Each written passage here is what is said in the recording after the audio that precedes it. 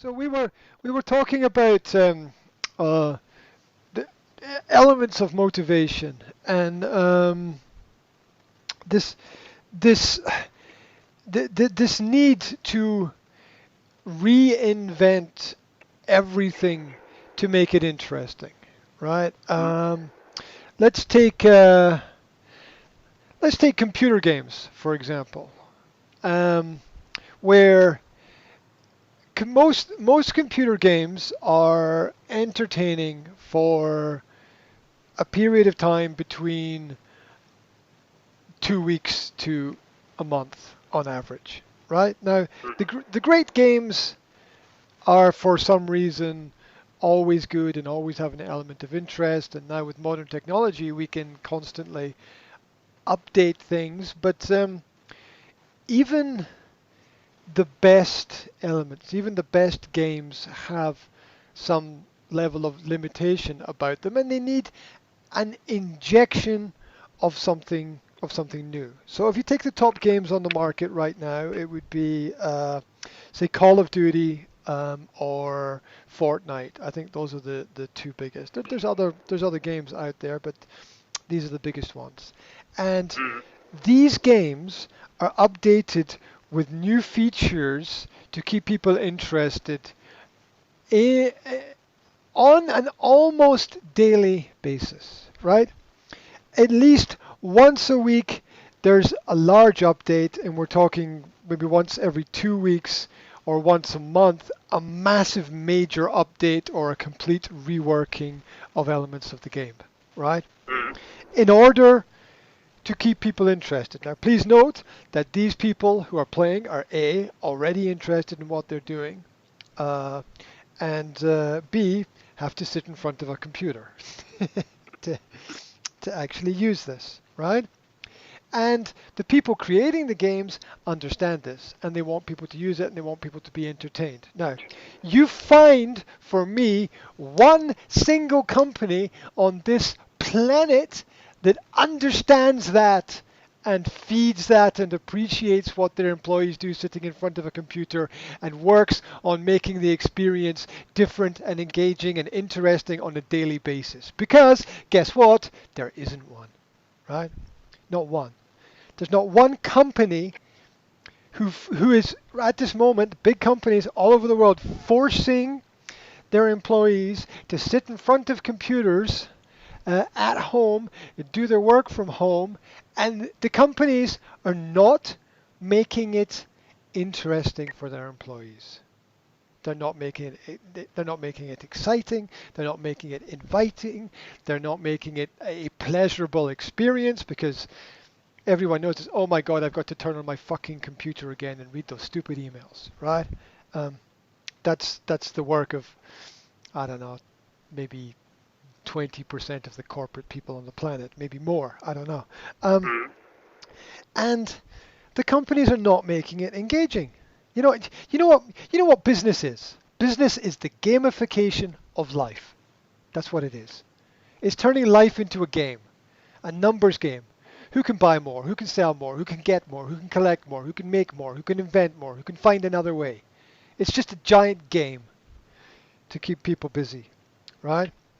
And it's not a not important game. It's a very important game because people's lives depend on the game, right? People live and die by the game.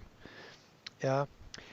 But the companies don't seem to understand this. The companies seem to be like, well, it's your job. It's like, well, come on, guys, make it interesting. you know, throw me a bone. Just give me something to play with. And the companies just don't get it. I see it with I see it um, with how the market works in terms of gaming and games development because I have contact with people in that industry now and people are, because of work that I've done creating videos and putting out information about virtual reality stuff, people are sending me products to test, right?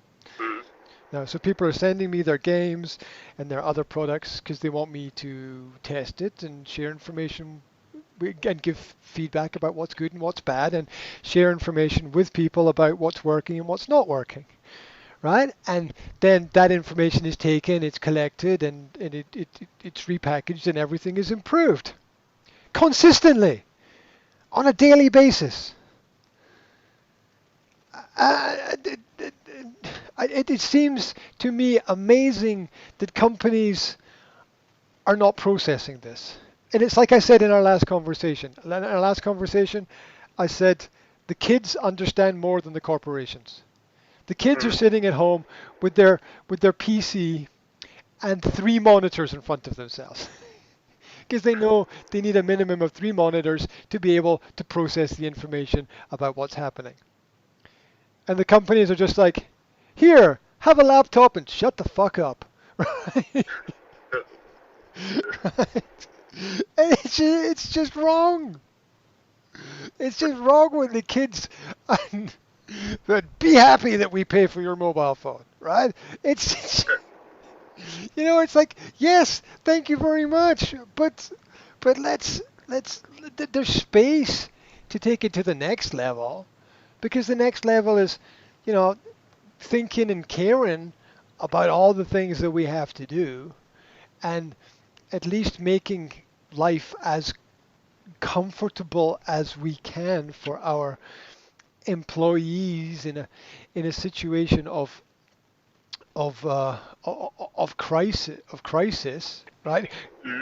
Look, here's one stupid example, right? Here's one stupid example off the top of my head.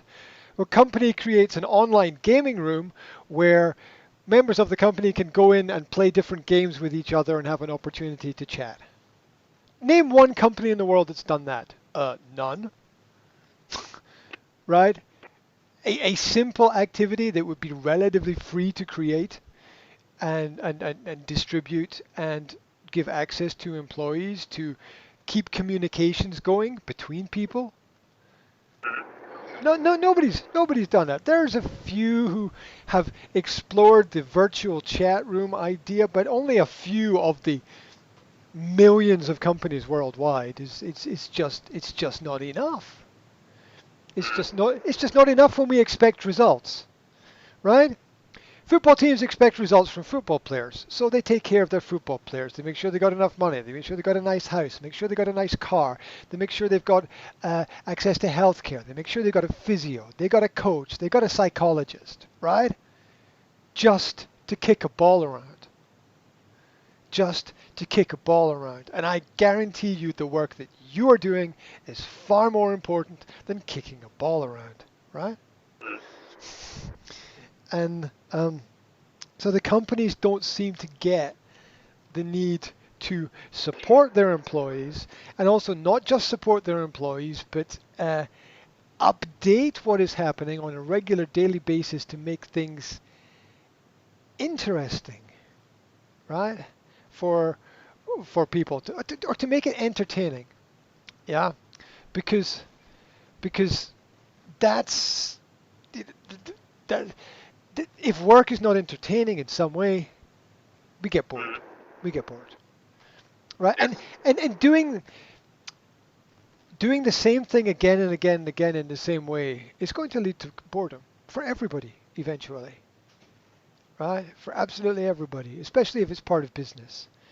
It's just the way that it is. I love going outside, and I love going for a jog. But I can tell you, jogging the same way every day is boring.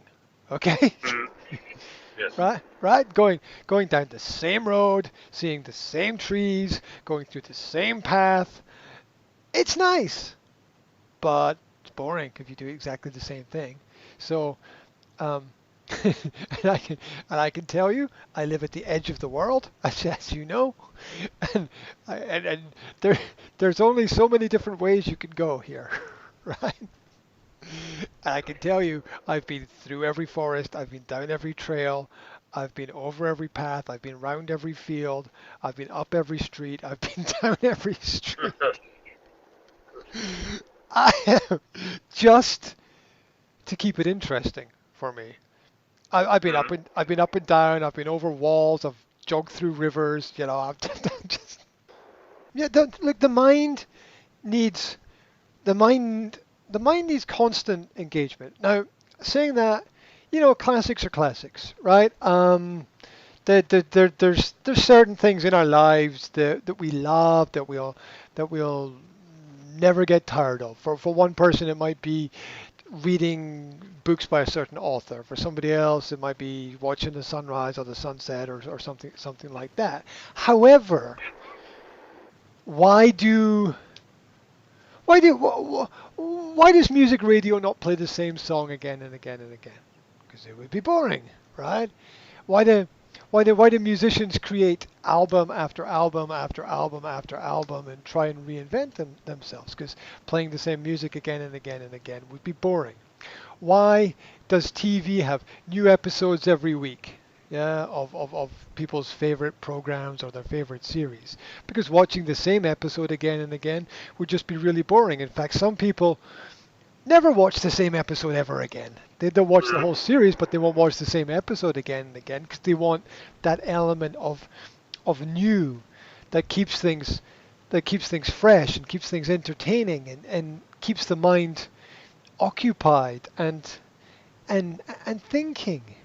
And even that has limitations. Your average TV series, if it's great, it will run for 7 seasons and then it will stop. It will stop. You will not find a TV series. I'm saying that you probably find one or two, but only one or two, right? That will go for more than 7 seasons, because the producers and the directors and the programmers and the writers know that after 7 seasons, the audience is tired. They're tired. Yes. They're tired of the characters. They're tired of the plots. They're tired of the storylines.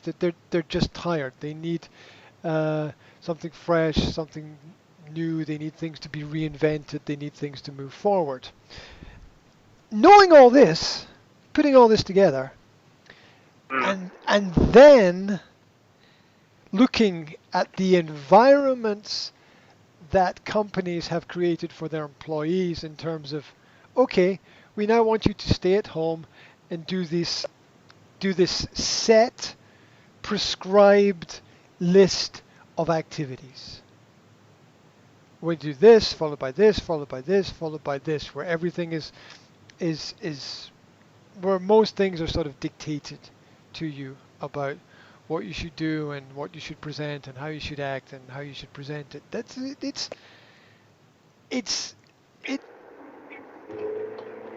It might be interesting for a month, but by the end of the month, everybody's done everything, everybody's tried everything, and everybody's exhausted. They're really tired because you're just repeating the same processes over and over again.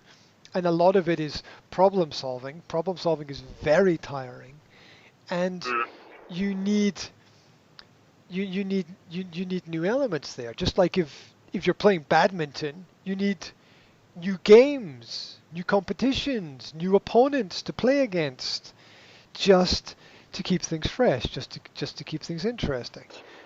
And these are things we can change. These are things we have control over. Because there's stuff in life that we can't change, right? We can't change really who we are. We can't change our mother and father. We can't change our kids. We can't change our partner. We've already got, like if we live in a house or a flat, we can't change the place of the house or flat. Not easily, anyway. So there's a lot of stuff that we've already got that we can't change. That's why we need to change the things that we can change. And we need to change them often to mix them up. That's why companies, to a certain extent, to a small extent, understand this. They're like, okay, we've got to bring out new products. We've got to do new brochures. We've got to have new things coming to show at least we're interested in what we do. and take it to the next level. And there's the competitive reason is another reason for that, because if we don't, somebody else will, and they'll come and take take that place from us, take that position from us. So this it and what you're experiencing is what is being experienced by millions of people right now worldwide, where people are really tired. They're really tired, and there's this feeling of there's this feeling of enough is enough. Right? It's there, as you quite rightly pointed out, and as many people have pointed out, you can still go out, you can still meet people, you can do it safely, you can do it securely, you can do it sensibly, and you can get things done because you need to get things done. If X many people can get on a plane, if X many people can get on a train or a bus and travel, then you can have a work meeting, right? Yes. I mean, it's that simple. If people can travel around the world, if you can produce products in factories, if you can get stuff delivered, if governments can still function, if governments can have meetings and policymakers can have meetings and cabinets can have meetings, then basic people who need to do it for their work can have meetings as well. It's isn't work already difficult enough? Right? I mean, work was difficult before, right? And now it's like, let's make it even more difficult for everybody.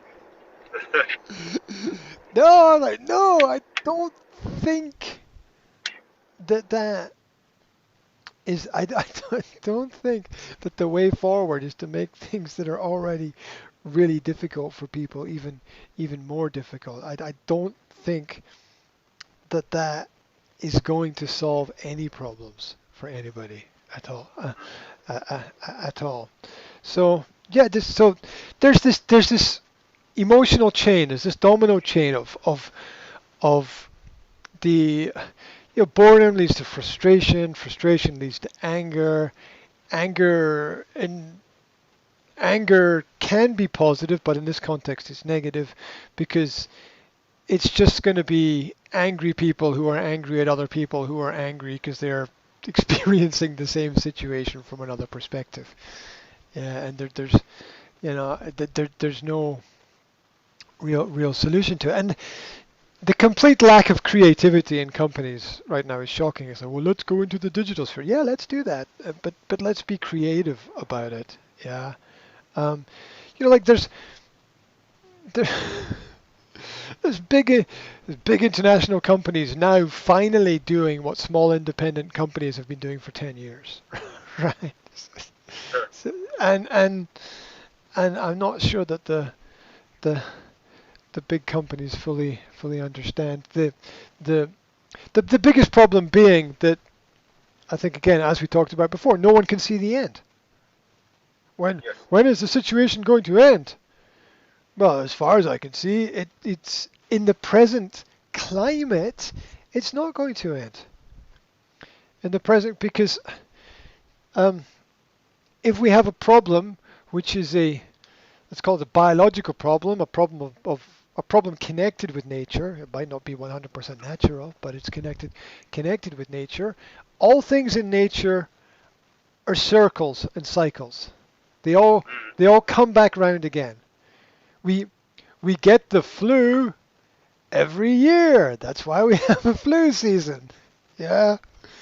So, to expect mass hysteria and panic to disappear, knowing that we're going to have a regular flu season and people are going to think, oh my God, everyone's going to die, because people are sort of like that. They tend to they live a lot in the fear-based mindset, and they tend to panic about things.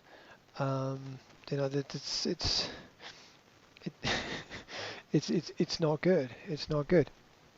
So the only way to solve, because I don't think the companies are going to be innovative enough to realize that they actually need to provide much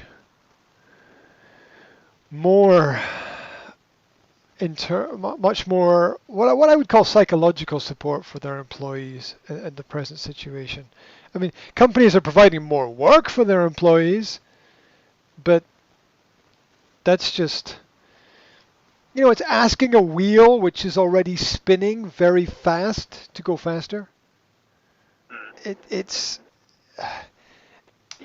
can't last forever because people will either break or explode. A lot of them. You know, some people are more psychologically strong than others, but you know, people will either break or explode. They'll just explode with anger at some point in time, or they'll just break down and go, "This is all meaningless now." Just ridiculously stupid, which it is. And as usual, we need people to point out that stupid is stupid.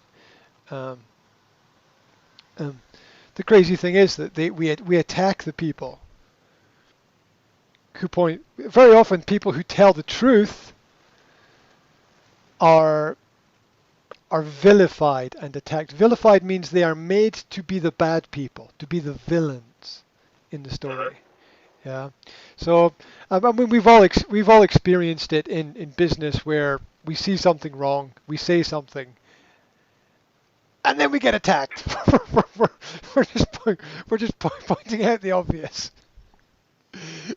Yeah, like you could say like, look, that wheel is going to fall off that car, and everyone goes, shut up, and then the wheel falls off the car, and everyone goes, yeah, yeah, but no, at the beginning, people who point out the truth are usually, you know, pushed away from everything because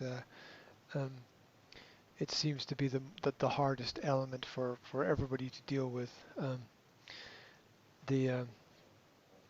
The this I don't know. I talked before about verification of the truth, so it sort of goes back to that. So the question is, how do the employees in a company stay motivated and interested